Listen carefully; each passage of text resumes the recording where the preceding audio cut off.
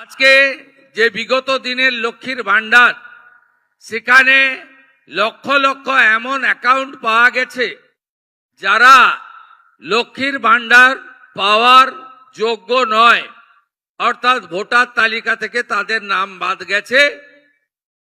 কেউ মৃত, কেউ অভারতীয়, কেউ এলাকায় থাকেন না। তাদের এমনকি অবাক হয়ে যাবেন, কয়েক লক্ষ পুরুষের অ্যাকাউন্টে লক্ষ্মীর ভান্ডারের টাকা ঢুকিয়েছে এরা। এটা সরকারি টাকা।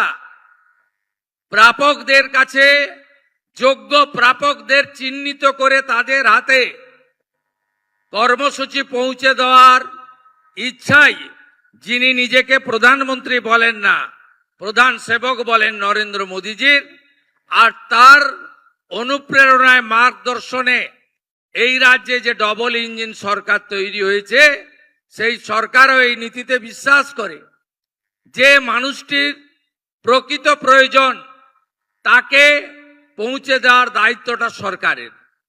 তাই আমরা আরো অবাক হয়ে যাবেন, যেখানেই আমরা হাত দিচ্ছি বিগত সরকারের দুর্নীতি, স্বেচ্ছাচারিতা এবং সরকারি টাকা কিভাবে এরা লুট করেছে, আপনি ভাবলেও অবাক হয়ে যাবেন।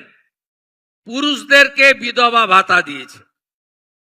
মুর্শিদাবাদ জেলার ডোমকলে একটি ব্লকে ৩৫০০ ফেক অ্যাকাউন্ট বেরিয়েছে, যেখানে মাইনরিটি স্কলারশিপের টাকা ঢোকানো হয়েছে। তাই আপনারা, আমি আশা করব, জনগণ চান প্রকৃত মানুষের হাতে অর্থ আসুক, সামাজিক প্রকল্পের সুযোগ তারা পান।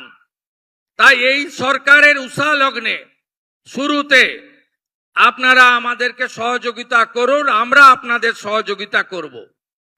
প্রয়োজন হলে বাড়িতে পাঠাবো আমরা মানুষ, আমাদের কর্মচারীদের, সহযোগী কর্মচারীদের, যাতে আমরা পোর্টালে আপলোড করা, ফর্ম নথিভুক্তকরণ করা, এটা ঠিকঠাক ভাবে হয়। আপনারা সবাই রাষ্ট্রবাদী জনগণ, আপনারা চাইবেন না যে বাংলাদেশ থেকে আসা অবৈধ অনুপ্রবেশকারী তিনি অন্নপূর্ণা যোজনা পান, বার্ধক্য বিধবা ভাতা পান, আপনি চাইবেন না। কারণ এটার অধিকার কেবলমাত্র ভারতীয় নাগরিকদের রয়েছে।